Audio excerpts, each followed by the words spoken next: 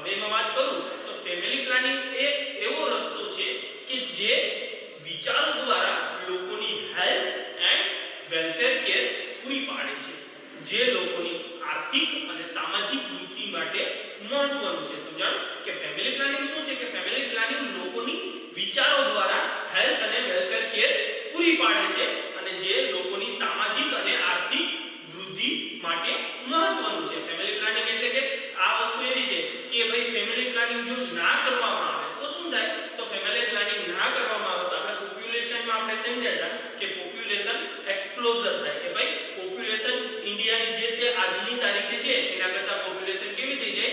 બમણી થઈ જાય. અને પોપ્યુલેશન બમણી થવાની કારણ શું થાય? કે આપણે પૂરતા સમયમાં જે તે સમયમાં કે ફેમિલી પ્લાનિંગ ના કરીએ તો. ઓકે, હવે ફેમિલી પ્લાનિંગ એટલે શું? તો કે એક બાળકથી બીજા બાળક વચ્ચેનું એક અંતર કોઈ પણ મેથડ દ્વારા શું કરશું? તો કે બે બાળકો વચ્ચે આપણે અંતર રાખીશું અને શું કહેવાશે?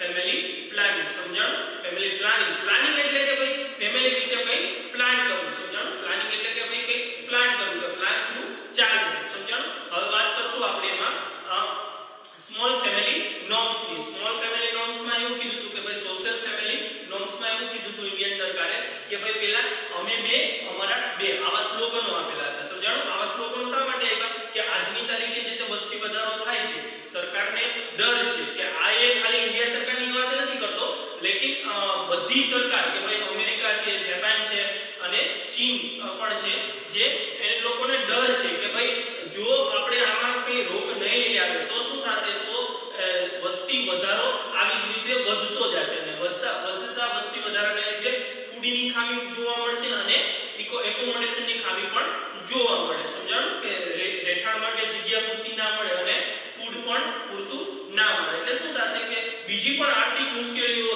થઈ શકે છે. એટલે કે ભાઈ જોબ વેકેન્સી ઘણી બધી જગ્યાએ કે ભાઈ પ્રોપર જોબ વેકેન્સી નથી મળતી, લોકો એજ્યુકેટેડ છે પણ લોકોને શું થાય છે કે જોબ મળતી નથી. સમજાણું? પછી ઘણી બધી આર્થિક મુશ્કેલીઓ કે ભાઈ મોંઘવારી વધતી જાય, કોઈ પણ વસ્તુ જે તે સમયમાં 10 રૂપિયાની આવતી હોય આજે 100 રૂપિયાની મળે છે, એ બધી આર્થિક મુશ્કેલીનો પણ સામનો કરવો પડે. એટલે માટે ફેમિલી પ્લાનિંગ જરૂરી છે. સમજાણું? હવે આપણે વાત કરીએ કે મેથડ ઓફ ફેમિલી પ્લાનિંગ. તો મેથડ ઓફ ફેમિલી પ્લાનિંગમાં બે પ્રકારની મેથડ આપવામાં આવી છે કે temporary method and permanent method. Temporary method and permanent method. Temporary આને સમજજો. ટેમ્પરરી એટલે કે ખાલી થોડા ટાઈમ પૂરતી છે. પરમેનન્ટ મેથડ એટલે કે હંમેશને માટે કે ભાઈ આ જીવન full lifetime. Okay, temporary method and permanent method. હવે આપણે એમાં ટેમ્પરરી મેથડમાં જોઈએ તો કે નેચરલ મેથડ. નેચરલ મેથડમાં આપણે વાત કરશું તો કે નેચરલ મેથડ એન્ડ એમાં આર્ટિફિશિયલ. ઓકે, હવે નેચરલ મેથડની હું વાત કરું તો એમાં આવશે રિધમ મેથડ. હવે એમાં શું કહેવા માંગે છે? તો એમાં એવું કહેવા માંગે છે કે મેન્સિસના અગાઉના દિવસમાં જે તે અગાઉનું વીક હોય ત્યારથી એ શું કરવાનું? તો કે સેફ પીરિયડ કહેવામાં આવે છે. મેન્સિસના અગાઉના દિવસમાં અથવા તો એના પછીના અગાઉના વીકમાં એને શું કહેવામાં આવે છે? સેફ પીરિયડ કહેવામાં આવે છે. આ સમય દરમિયાન ઓવ્યુલેશન થતું નથી અને ગર્ભ રહેવાની શક્યતા રહેતી નથી. સમજાણું? કે આ સમયમાં જો ઇન્ટરકોર્સ કરવામાં આવે તો શું થાય? કે ઓવ્યુલેશન ના રહે અથવા તો ગર્ભ રહેતું નથી. આને શું કહેવાય? Rhythm method. ઓકે, હવે એની વાત કરીએ તો આપણે cervical mucus method. Cervical mucus મેથડની હું વાત કરું તો એમાં શું કરવામાં આવે છે? તો કે એક મ્યુકસ લાઇક સ્ટ્રક્ચર હોય છે અથવા તો સર્વાઇકલ મ્યુકસ મેથડ કે એમસી જ્યારે આવે છે, જ્યારે ફિમેલને ઓલરેડી ઇન્ફોર્મ થાય છે ત્યારે શું કરવાનું? તો કે ત્યારે જે તે 3 કે 4 દિવસનો જે સમયગાળો છે ત્યારે શું કરવાનું? ત્યારે ઇન્ટરકોર્સ કરવાનો નહીં. સમજાણું? એને શું કહેવાય? Cervical mucus method. પછી આવશે કન્ટિન્યુઅસ મેથડ. એને શું કહેવાય છે? તો કે ઇજેક્યુલેશન થાય જ્યારે મેલનું ઇજેક્યુલેશન થશે સ્પર્મ દ્વારા મેલનું શું કહેવાય? પેનિસ થ્રુ સ્પર્મ ઇજેક્યુલેશન થાય. એ ઇજેક્યુલેશન ક્યાં કરવાનું? બહાર કરવાનું. જેથી કરીને શું થશે? કે ઓવમ અને સ્પર્મ સેલ બે ભેગા ન થાય અને ફર્ટિલાઇઝ ન થાય. એટલા માટે શું કરવાનું? કે ભાઈ ઓવમ સેલ અને સ્પર્મ સેલ છે એ બે ફર્ટિલાઇઝ ન થાય, યુટ્રસમાં ફર્ટિલાઇઝ ન થાય અને શું થઈ જાય? તો કે ઇજેક્યુલેશન બહાર કરવાથી બે જોડાશે નહીં. ફર્ટિલાઇઝ ન થવાથી શું થાય? તો કે ઝાયગોટ બનશે નહીં. ખબર પડી ગઈ? હવે એક બીજી વાત કરી તો કે આમાં આ એક બહુ જુદી મેથડ છે બ્રહ્મચર્યનું પાલન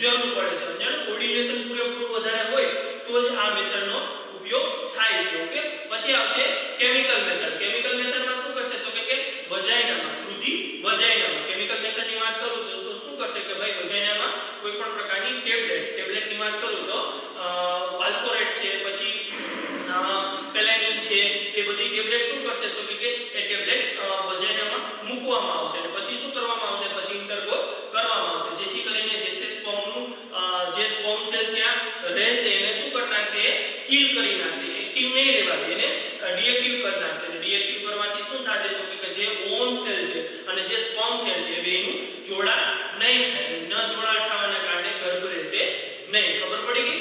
બટ આ થોડી આ જે મેથડ છે એ થોડી સસ્તી અને હાર્મલેસ પણ કહેવામાં આવે છે, કેમ કે આમાં ઘણીવાર ઇન્ફેક્શનના કારણે પ્રોબ્લેમ આવી શકે છે, એટલે મેથડ થોડી રિસ્કી પણ કહેવામાં આવે છે.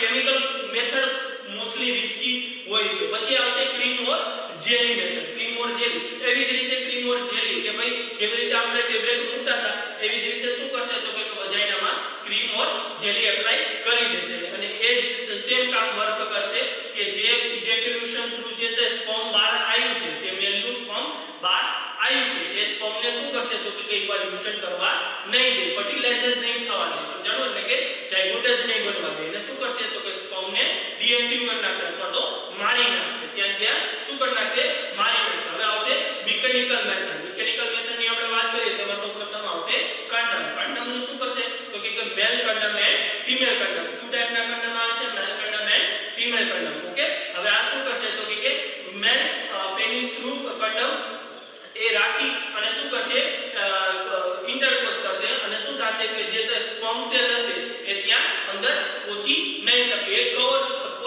સ્વરૂપ થઈ જશે અને જે તે સેલ છે ત્યાં અંદર પહોંચી નહીં શકે, જેથી કરીને શું થશે તો કે ફર્ટિલાઇઝેશન થશે નહીં. એવી જ રીતે ફિમેલ કન્ડમની વાત કરું તો શું થશે તો કે મેલ ફિમેલ કન્ડમ જે રાખેલો હશે ફિમેલના વજાઇનામાં એ શું કરશે તો કે એ સ્પર્મ સેલ ને ઓવ્યુલેશન ને કે જે ઓવમ સેલ છે એને જોડાવા નહીં દે અને શું થશે તો કે ફર્ટિલાઇઝ થવાના ચાન્સીસ સૌથી ઓછા થશે. અને આ બહુ સૌથી વધારે સેફ મેથડ છે. સમજાણું? આ બધી મેથડોમાંથી કરતા સૌથી વધારે સેફ મેથડ છે આ કન્ડમ મેથડ.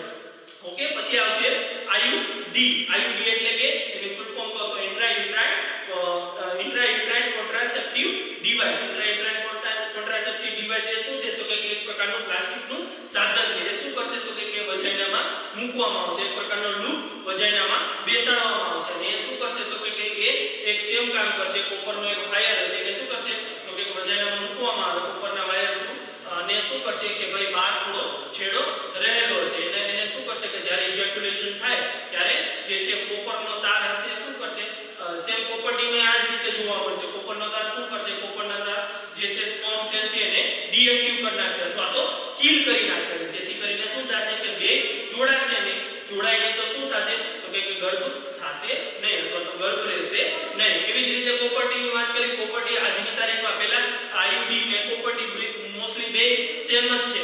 ઓકે, કોપર્ટીમાં શું થશે કે કોપર્ટી એવી રીતે મૂકવામાં આવશે. મોસ્ટલી કોપર્ટીની અલગ અલગ સાઇઝ અને શેપ હોય છે અને એની જે પીરિયડ જે ઇન્ક્યુબેશન જે એનો પીરિયડ છે એ પણ અલગ અલગ હોય છે. 3 વર્ષ માટે હોય છે, 4 વર્ષ માટે હોય છે અને 6 યર માટે પણ હોય છે. સમજણ?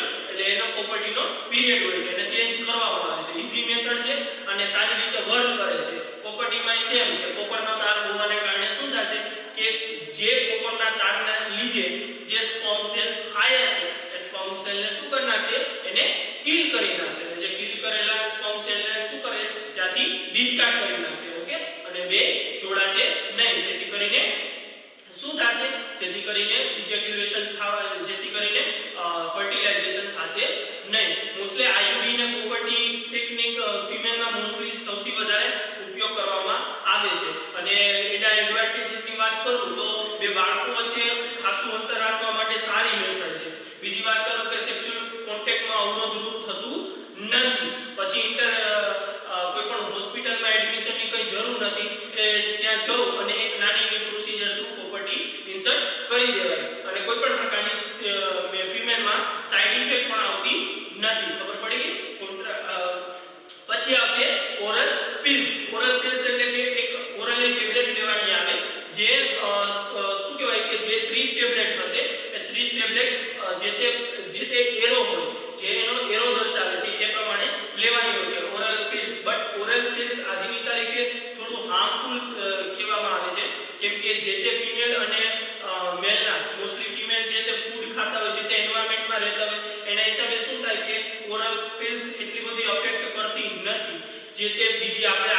મેનેજમેન્ટનું કીધું વાત કરી એ રીતે ઓકે ઓરલ પ્રેસમાં ઘણીવાર નોઝિયા વોમિટિંગ કે સાઇડ ઇફેક્ટ પણ આવી શકે છે ઘણીવાર એવું થાય કે ઇચીનેસ થાય કે ભાઈ ઘણીવાર બ્રીથિંગ ડિફિકલ્ટી પણ થઈ શકે છે okay oral press but oral press શું કરશે તો કે ઇસ્ટ્રોજન અને પ્રોજેસ્ટેરોનની એક બનેલી પિલ્સ છે એ એક પિલ્સ ડેલી લેવામાં આવે છે એમસી ના પછીના 5મા દિવસે ચાલુ કરવામાં આવે છે અને આ પિલ્સ ઓવલ્યુશનને થતું અટકાવે છે જો રેગ્યુલર લેવામાં આવે તો 100% ઇફેક્ટિવ છે બટ આ થોડું એન્વાયરમેન્ટ અને જે તે પ્રકારનું ફૂડ લેતા હોય એના કારણે થોડું પ્રોબ્લેમ રહે અને આપણે વાત કરી સાઇડ ઇફેક્ટની તો નોઝિયા વોમિટિંગ હેડેક થાય છે પછી બ્રેસ્ટ ફીડિંગમાં ઘણીવાર પ્રોબ્લેમ આવતા હોય છે કે ભાઈ પછી બ્રેસ્ટ ફીડિંગમાં થોડી વાર લાગે છે સમજાણું અને સહેલેથી એડવાન્ટેજીસની વાત કરું તો સહેલાઈથી બજારમાં મળી જાય કોઈ પણ જગ્યાએ જાવ તો મળી જાય અને સેક્સ્યુઅલ કોન્ટેક્ટમાં કોઈ પણ પ્રકારનો અવરોધ આવતો નથી પછી ઇન્જેક્શન થ્રુ મેથડ તો કે ઇન્જેક્શન મેથડ એવું કહે છે કે મોસ્ટલી હોર્મોન્સના બનેલા ઇન્જેક્શન કે ઇસ્ટ્રોજન અને પ્રોજેસ્ટેરોન હોર્મોન્સના બનેલા ઇન્જેક્શન ઇન્સર્ટ કરવામાં આવે છે બોડીમાં ઓકે અને એવી રીતે શું કરવામાં આવે છે તો કે એવી રીતે અટકાવવામાં આવે છે બટ આ ખાલી લેખિતમાં જ છે બટ પ્રેક્ટિકલી હજુ કોઈ આનો કન્ફર્મ એવું નથી કે ભાઈ પ્રેક્ટિકલી આ કરવામાં આવે છે હજુ કઈ એની મેથડ ટ્રાયલ બેઝ ઉપર છે સમજાણું પ્રેક્ટિકલમાં હજી ઉપલબ્ધ થઈ નથી હવે આવશે સર્જિકલ મેથડની વાત કરું તો શું કરશે તો કે સર્જિકલ મેથડમાં એમટીપી એક્ટ કે ભાઈ medical termination pregnancy act okay medical termination of pregnancy MTP act ની હું વાત કરું તો 12 વીક પહેલા જો 12 વીક પહેલા બેબી અંદર શું કરી જાય અથવા તો ડેથ થઈ જાય અથવા તો જો ખબર પડે મધરને કે 12 વીક પહેલા પછી ખાસ પૂછું 12 વીક પહેલા જો મધરને ખબર પડે કે મારા બેબીમાં કોઈ પણ પ્રકારની બહુ ડેન્જર ફોટ ખાપણ છે કોઈ પણ વસ્તુ કઈ કન્જેનેટલ એનોમલી છે અથવા તો કે કઈ રેપના ચાન્સીસ હોય કે જે રેપ દ્વારા શું કહેવાય જે તે ગર્ભ રહી ગયો હોય અને તકલીફ થાય તો 12 વીક પહેલા શું કરે તો કે 12 વીક પહેલા સરકારની પરમિશન લઈને એનું એબોર્શન કરાવવામાં આવે છે કે જે તે બેબી છે એનું શું કરાવે કે એબોર્શન ડીએનસી અને ડીએનઈ થ્રુ એનું એબોર્શન કરાવવામાં આવે છે અથવા તો કોઈ પણ વસ્તુ કે ભાઈ પ્રેગ્નન્સી સમયે કોઈ પણ કોન્ટ્રાસેપ્ટિવ પિલ અથવા તો કોન્ટ્રાસેપ્ટિવ નો યુઝ ફેલ થયો હોય તો પણ આ એમટીપી એક્ટ કરાવવામાં આવે છે બટ આ બહુ ઘણી બધી આની મેથડ એટલે કે સરકારની પરમિશન સિવાય આ કરવાનું નહીં સરકારની પરમિશન આની લેવી પડે અને બહુ ડેન્જર છે ઓકે મધર માટે પણ અને બેબી માટે તો ઓલરેડી ડેન્જર છે પછી આવશે કે family planning method permanent family planning મેથડની વાત કરીએ આ બધી હતી ટેમ્પરરી ફેમિલી પ્લાનિંગ હવે આવશું આપણે પરમિનન્ટ ફેમિલી પ્લાનિંગ તો પરમિનન્ટ ફેમિલી પ્લાનિંગમાં આવશે આપણે વેસેક્ટોમી શું કરશે તો કે વેસેક્ટોમી એક પ્રકારની સર્જિકલ મેથડ છે કે પરમિનન્ટ કોન્ટ્રાસેપ્ટિવ સર્જિકલ મેથડ છે જે વ્યક્તિને બે કે વધારે બાળકો હોય અને તેને આ સર્જિકલ મેથડ કરવામાં આવે છે mirror surgical minor surgical method છે કઈ બહુ તકલીફ થતી નથી પણ શું કરે છે કે જે સ્પર્મની ટ્યુબ છે એને શું કરશે કટિંગ કરી અને જોડી દેશે સમજાણું કટિંગ કરીને શું કરશે જોડી દેશે જેથી કરીને જે સ્પર્મ છે એ બહાર ઇજેક્યુલેશન નહીં થઈ શકે અને શું કરશે કે ભાઈ બહાર ઇજેક્યુલેશન નહીં થાય એટલે જે તે સમય ઇન્ટરકોર્સ કરશે જે તે સમય શું થશે કે ગર્ભ રહેશે નહીં સમજાણું અને આ પરમિનન્ટ છે એટલે કે આમાં કઈ પણ પ્રકારની એવું નથી કે 5 વર્ષ કે 10 વર્ષ આ કેવી છે પરમિનન્ટ મેથડ પછી આવશે ટ્યુબેક્ટોમી મોસ્ટલી શું થાય કે ટ્યુબેક્ટોમી જે પરમિનન્ટ ફેલોપિયન ટ્યુબ છે એને શું કરશે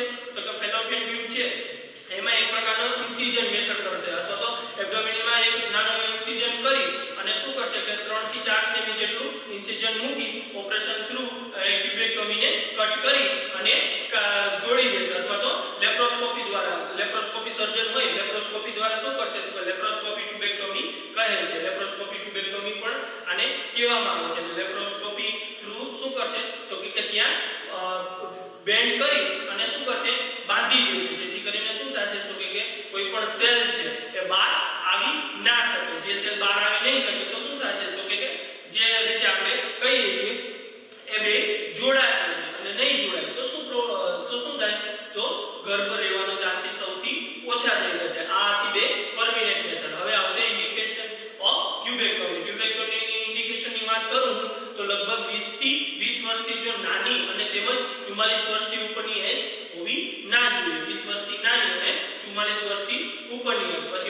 પીરિયડ ચાલુ હોવો જોઈએ, એટલે કે મેન્સ્ટ્રુઅલ પીરિયડ એનો શું હોવો જોઈએ, સ્ટાર્ટ હોવો જોઈએ. પછી હસબન્ડની ઉંમર 25 વર્ષથી નાની અને 50 વર્ષથી ઉપર ના હોવું જોઈએ. આ બે કરી શકે, મેલ એન્ડ ફિમેલમાં બેમાં થઈ શકે. પછી કપલને મોસ્ટલી બે બાળકો હોવા જોઈએ. કપલની સહમતિ પૂરેપૂરી હોવી જોઈએ. ઘણીવાર એવું થાય કે ફિમેલની સહમતિ ના હોય, ઘણીવાર એવું થાય કે મેલની સહમતિ ના હોય કે ભાઈ આ કરવું છે, ફેમિલી મેમ્બર કહેતા હોય, બટ એવું ના ચાલે.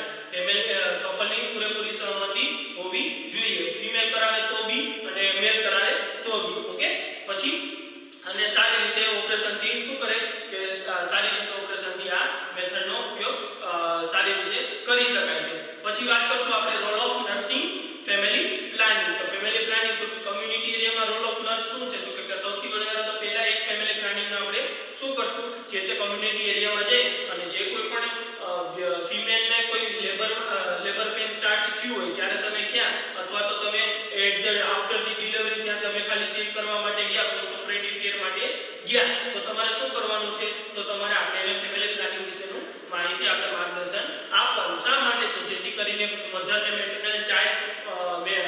મેટરનલ અને ચાઇલ્ડની જે મોર્ટાલિટી રેટ છે એ વધે નહીં, એટલા માટે સમજાણું કે મધરની અને ચાઇલ્ડની જે મોર્ટાલિટી રેટ એટલે સૌથી ઓછા પ્રમાણમાં મૃત્યુ થાય, મૃત્યુ આ કેવો થઈ જાય, ઓછું થઈ જાય મધરનો અને ચાઇલ્ડનો. એટલા માટે આપણે શું કરવું પડે, એને ફેમિલી પ્લાનિંગ વિશેનું માર્ગદર્શન પૂરું આપવું પડે. પછી તો કે એને ખાસ તો એ જોવાનું કે એની રિકવરી આવે, મધરની શું આવે, રિકવરી. એક ડિલિવરી આફ્ટર ધી ડિલિવરી શું આવે, તો કે મધરને 1 યર કે 2 યરનું રિકવરી ટાઈમ જોઈએ. તો એ રિકવરી આવે એટલા માટે આપણે શું કરીએ, ફેમિલી પ્લાનિંગનું એક મેથડ, કોઈ પણ મેથડનો ઉપયોગ કરીને આપણે એને રોકશું. સમજાણું? જેથી કરીને શું થઈ જાય કે પ્રોપર મધરની રિકવરી આવી શકે. અને બીજી વસ્તુ કે ભાઈ ખાસ તો પોપ્યુલેશન એક્સપ્લોઝર જે થાય છે કે સૌથી વધારે પોપ્યુલેશન વધે છે,